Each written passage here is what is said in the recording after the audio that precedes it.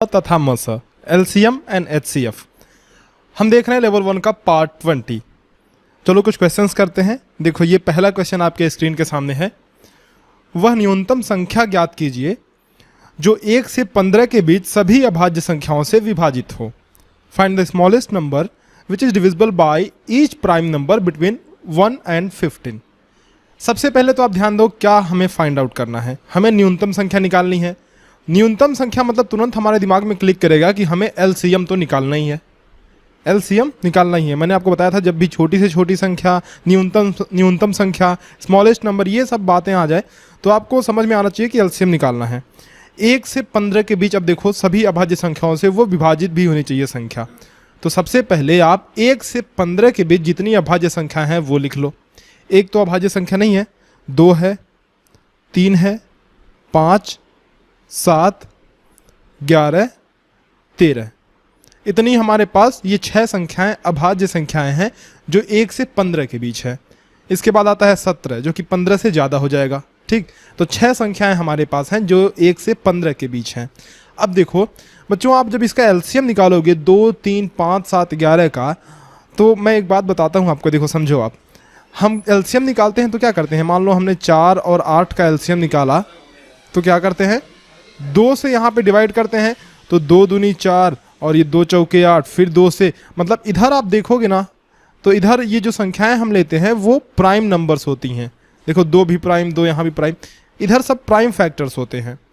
तो अगर अभाज्य संख्याएं आपको दी हुई हैं तो आपको एलसीएम निकालने की ज़रूरत नहीं है। इस तरह से इन संख्याओं का गुणनफल ही इनका एलसीएम हो जाता है, इन संख्याओं का प्रोडक्ट ही इनका एलसीएम हो जाता है। इनका एलसीएम क्या होगा? इन 6 संख्याओं का एलसीएम इज इक्वल टू होगा 2 into 3 into 5 into 7 into 11 into 13। और यही एलसीएम जो है, देखो कैलकुलेट करो कितना आ रहा है, 3 दूना 6, 25, 30, 7, 200, ये 10 इंटू 11 इंटू 13। इसको कैलकुलेट कर लेते हैं।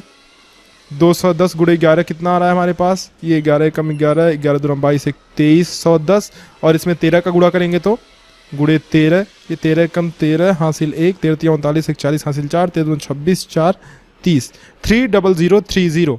ये हमारा मल्टीप्लिकेशन आ रहा है। प्रोडक्ट कितना आ रहा है? 30030। और यही इन संख्याओं का एलसीएम है। और हम जानते हैं बच्चों कि अगर न्यूनतम संख्या ज्ञात करनी है जो इनसे डिविजिबल हो तो हमें एलसीएम ही निकालना होता है। तो सिंपल सी बात है, हमने एलसीएम निकाला और आंसर आया 30030। कौन सा ऑप्शन है? बी ऑप्शन ही सही ऑप्शन है, 30030। आगे बढ़े। ये देखो सेकेंड क्वेश्चन। मोहन अपनी कक्षा में 36 पेंसिल तथा 54 रबर बराबर बराबर बांटता है, तो मोहन की कक्षा में अधिकतर कितने विद्यार्थी हैं? Mohan equally distribute 36 pencils and 54 erasers in his class. Maximum how many students are there in the class. देखो बड़ी से बड़ी पूछा है, अधिकतम पूछा है, ध्यान देना। अधिकतम यानी ज़्यादा से ज़्यादा, बड़ी से बड़ी संख्या। तो जब अधिकतम, ज़्यादा से ज़्यादा, बड़ी से बड़ी संख्या या फिर मैक्सिमम, ये सब शब्द आए तो आप एक अंदाज़ा लगा लेना कि आपको मसा निकालना है, मसा ही निकालना है, यानी कि एचसीएफ। अब आपको कंफर्म कैसे पता चलेगा कि एचसीएफ ही निकालना है? देखो 36 पेंसिल और 54 नंबर बराबर बराबर बांटता है, तो कोई ऐसी बड़ी, और मैक्सिमम पूछा है तो कोई ऐसी बड़ी से बड़ी संख्या चाहिए जो इनको विभाजित कर दे, तभी तो बराबर बराबर होगा। तो देखो 36 और 54 का हमें एचसीएफ निकालना है। निकालते हैं भाग विधि से 36 और 54 का। तो ये 36 एक कम यहाँ 36 और ये बचा 18 और ये 36 18 दूना 36 यहाँ पे कट गया। लास्ट स्टेप कौन सा है? लास्ट स्टेप में जो भाजक है, जो यहाँ पे डिवाइज़र है, यही हमारा एचसीएफ है। एचसीएफ कितना आया बच्चों? 18 आया एचसीएफ हमारे पास। तो 18 बच्चे मैक्सिमम उस क्लास में हो सकते हैं। आंसर है 18। ठीक है, आगे बढ़ो। देखो 3 घंटियाँ एक साथ प्रातः 9 बजे बजी। यदि वो क्रमशः 3, 4, 5 मिनट के अंतराल पर बजती हैं तो अगली बार कितने बजे फिर एक साथ बजेंगी? 3 bells ring at 3, 4, 5 minutes respectively. They started ringing simultaneously in the morning at 9. What will be the next time when they all ring simultaneously?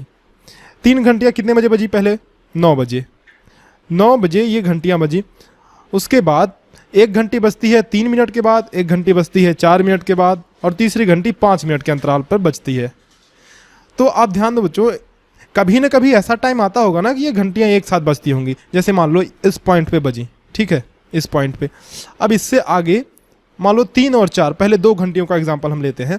3 और 4, 1 बजी, यहाँ 0 से स्टार्ट करते हैं, 0 से 1 बजी 3 मिनट पे, फिर 6 मिनट पे, फिर 9 मिनट पे, फिर 12 मिनट पे, और जो 4 मिनट पे बजती है मान लो वो भी 0 पे एक साथ, 0 पे पहली बार बजी, तो इसके बाद ये बजेगी 4 मिनट पे, 8 मिनट पे और 12 मिनट पे। तो यहाँ से ध्यान दो आप, 12 मिनट पे ये दोनों घंटियाँ बज रही हैं, है कि नहीं? तो पहली बार ये एक साथ बजी थी, उसके बाद 12 मिनट पे एक साथ बज रही हैं। ये हमने 2 घंटियों का एग्जाम्पल लेके आपको समझाया। तो अगर हमें 3 घंटियों का निकालना है तो हमें क्या निकालना पड़ेगा? एलसीएम निकालना पड़ेगा, यानी कि लसा। लसा क्यों निकालना पड़ेगा? क्योंकि हमें छोटी से छोटी ऐसी संख्या ज्ञात करनी है जो इन सबसे विभाजित हो, इन सबसे डिविजिबल हो। देखो इनका एलसीएम निकालते हैं, 3 और 4, 5 का, 3, 4, 5 का एलसीएम निकालें।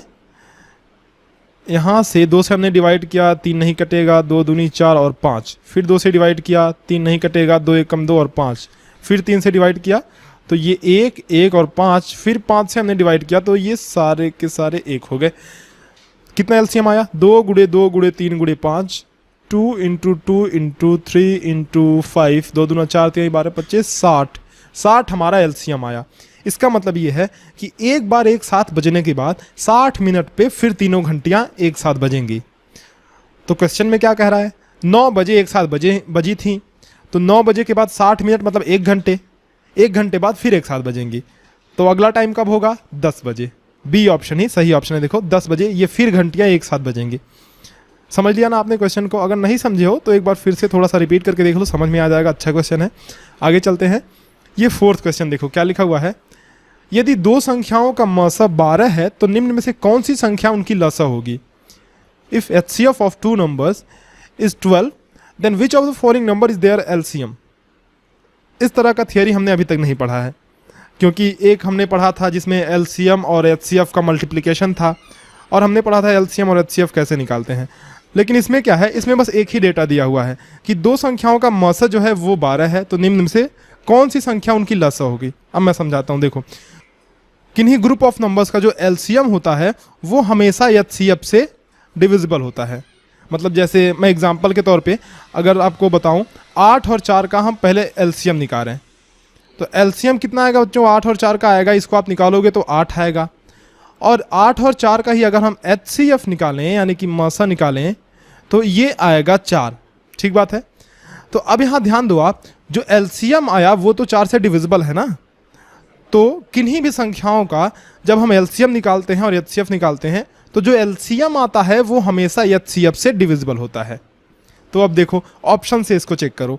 12 मसा है, तो जो भी इनमें से उनका लसा हो सकता है, जो भी पॉसिबल लसा, वो इससे हमेशा डिविजिबल होगा। क्या 18 12 से डिविजिबल है? नहीं है। 62 है क्या? देखते हैं। 12 25 60, 12 चौके 48 और 12 25 60। 62 तो नहीं आएगा, 12 6 72 हो जाएगा। तो 62 भी नहीं डिविजिबल है, 42 भी नहीं है। 36 ही एक ऐसी संख्या है इन ऑप्शंस में से जो कि 12 से डिविजिबल है, क्योंकि लसा हमेशा मसा से डिविजिबल होना चाहिए। तो 36 ही ऑप्शन सही हो सकता है, सी ऑप्शन ही सही है। तो इस तरह से हमने इस लेक्चर में कुछ अच्छे क्वेश्चंस किए जो कि मसा और लसा पर आधारित थे। चलो फिर मिलते हैं आपसे अगले लेक्चर्स में कुछ नए सवालों के साथ।